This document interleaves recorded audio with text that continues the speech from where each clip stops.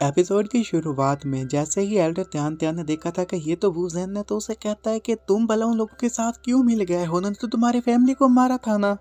तो जिस पर वू ज़ेन उसे बताने लग जाता है कि मुझे एक स्वॉर्ड गॉड की ज़रूरत थी, तो इसलिए मैंने इस सेक्ट को ज्वाइन कर लिया।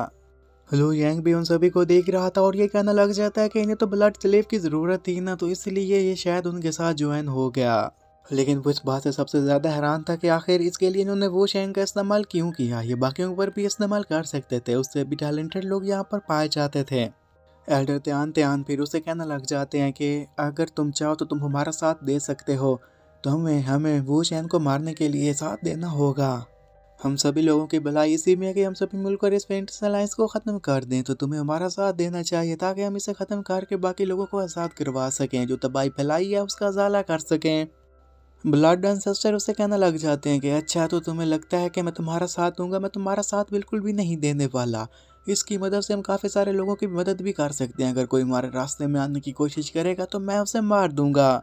उनकी बातें सुनने के साथ लो यांग के डैड कहने लग जाते हैं कि जिस तुम ली जुई की बात कर रहे हो, तो क्या वो जियान फैमिली से बिलोंग करता है।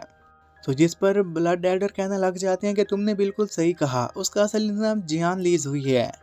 तो बाकी के लोग खड़े हुए ये सुनने के साथ ही काफ़ी ज़्यादा हैरान हो जाते हैं और कहने लग जाते हैं कि ली जुई असल में जियान वू जी है। तो ये तो इसका मतलब है कि स्वॉर्ड गॉड रियाम में पैदा हुआ था ना। और इतना ही नहीं, जो लड़का यहाँ पर ली जुई फाइट कर रहा था, तो वो शेंग का भाई निकला। तो अपने भाई को कोई इस तरह कैसे हरा सकता है। जबकि ब्लड एल्डर कहने लग जाते हैं कि जब वो स्वॉर्ड गॉड बन जाएगा तो उसके बाद ही वो अपनी फैमिली का नाम रोशन कर देगा, और वो शेंग को ख़त्म करने के बाद सारी फैमिली की बागडोर उसके हाथ में आ जाएगी। हेलो जैंग के डैड उसे कहने लग जाते हैं, तो तुम्हें लगता है कि ये सब कुछ वो तुम्हारे लिए कर रहा है, वो तुम्हें भी तो धोखा दे सकता है। हेलो जैंग भी कहने लग जाता है कि मेरे डैड बिल्कुल सही कह रहे हैं। अगर उसे आपकी इतनी हमदर्दी होती तो वो इसके लिए सीक्रेट तरीके को ना अपनाता, बल्कि लोगों के सामने आकर सभी लोगों को बताता कि मैं कौन हूँ और फिर इस तरीके को अपनाता, तो वो आपको भी तो धोखा दे सकता है। तो ब्लड एल्डर कहने लग जाता है कि नहीं, ऐसा बिल्कुल भी नहीं हो सकता। वो तो हमें सपोर्ट कर रहा है और हमें उम्मीद है कि वो हमें बिल्कुल भी धोखा नहीं देगा।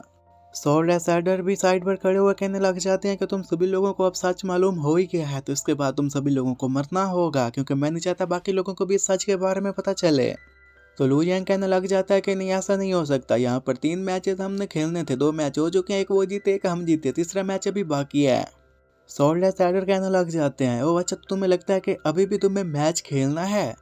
लू यांग कहता है कि हाँ ऑफ कोर्स, और क्यों नहीं।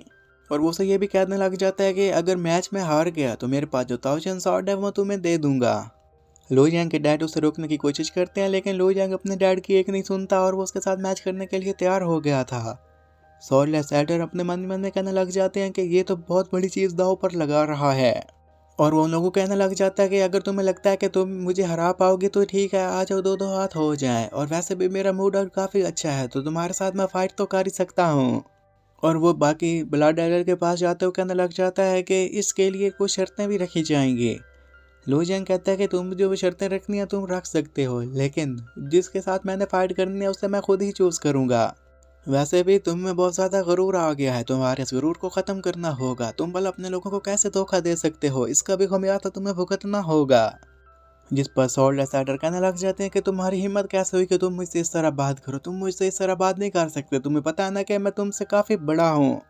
लू जैंग अब मैदान में जा रहा था कि उसके डैड कहने लग जाते हैं कि अगर तुम्हें कहीं पर भी लगे कि तुम हार रहे हो तो यहाँ से भाग जाना, तुम्हें कोई भी इसके लिए ब्लेम नहीं करेगा।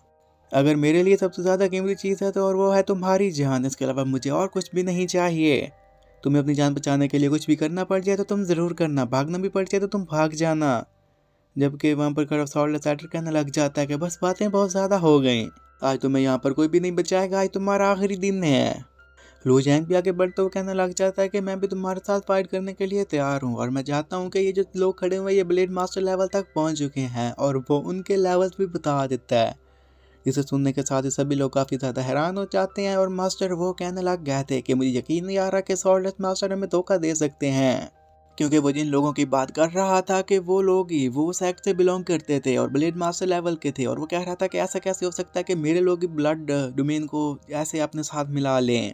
सॉल्ड एसाइडर कहने लग जाते हैं कि तुमने तो इनको पहचान ही लिया, और अपने पीछे खड़े हुए बंदे को कहते हैं कि अपने मास्क हटा दो। जैसे उन्होंने मास्क हटाया था तो वो वाकई जियान जी और जहन वूहेन थे। इसे देखने के साथ ही लोग एक बार फिर से हैरान हो गए थे और वहीं पर खड़े हुए लोग ये बातें करने लग जाते हैं कि हमें तो बिल्कुल भी अपनी आंखों पर यकीन नहीं आ रहा कि स्वॉर्डलेस सेक्ट के मास्टर किस तरह अपने लोगों को भटका सकते हैं और ब्लड अलायंस ज्वाइन करवा सकते हैं। जबकि लू यांग कहने लग जाता है कि वो है नौतियान जी, तुम दोनों की आंखों के कलर से ये बात तो मालूम हो गया कि तुम्हारी हेवनली सोल बिल्कुल बिक चुकी है। मुझे नहीं लगता कि तुम अब इससे आगे बढ़ पाओगे। जबकि वो हिंदू से कहने लग जाता है कि तुम भला से कैसे कर सकते हो, उन्होंने हमसे वादा किया है कि ये हमें गॉड बना देंगे, तो तुम हमारे रास्ते में नहीं आ सकते और हमें गॉड बनने से नहीं रोक सकते। और त्यान जी भी कहने लग जाता है कि हाँ, तुम्हें हमारे रास्ते में आने की कोई ज़रूरत नहीं है, हम जो भी कर रहे हैं बिल्कुल सही कर रहे हैं। जबकि लू यांग कहने लग जाता है कि नहीं, बल्कि ये लोग तुम्हें बुद्धू बना रहे हैं और तुम लोग बुद्धू बन चुके हो। स्वॉर्डलेस एल्डर कहने लग जाते हैं कि तुम्हें इन सारी बातों के बारे में कैसे पता चला। तो लू यांग कहने लग जाता है कि इसमें हैरानी वाला भला क्या बात है, मैं तो एंशिएंट स्वॉर्ड गॉड से मिल चुका हूँ, तो इन लोगों के बारे में पता चलाना तो मेरे लिए दाएं हाथ का काम था। स्वॉर्डलेस एल्डर फिर कहने लग जाते हैं कि बस अब बातें बहुत ज़्यादा हो गई हैं, अब हमें फाइट करना होगी। कि तभी ही ब्लड स्वॉर्ड एल्डर आगे बढ़ते हुए कहता है कि मैं तुम्हारे साथ दो दो हाथ करूंगा। और ये देखने के साथ ही फिर ब्लड स्वॉर्ड एल्डर आगे बढ़ते हुए अपनी पावर को एक्टिवेट करता है, उसके ऊपर अटैक कर देता है। कि ये देखने के साथ लू यांग अपनी पावर को एक्टिवेट करते हुए उसके अटैक को वहीं पर नाकाम कर देता है। स्वॉर्डलेस एल्डर ये देखने के साथ कहने लग जाते हैं कि इस फाइट को देखकर और भी ज़्यादा मजा आएगा।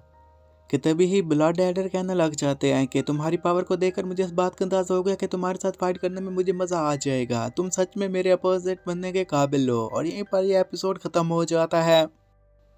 इसका अगला एपिसोड मैंने दूसरे चैनल पर अपलोड कर दिया है, तो आप जाकर उसे देख सकते हैं। उसका लिंक मैंने डिस्क्रिप्शन में भी दे दिया और कमेंट बॉक्स में भी दे दिया है, तो उस चैनल को ज़रूर सब्सक्राइब कर लीजिएगा क्योंकि अगली वीडियोस अब उसी चैनल पर आएंगी। और इसी के साथ बाय बाय।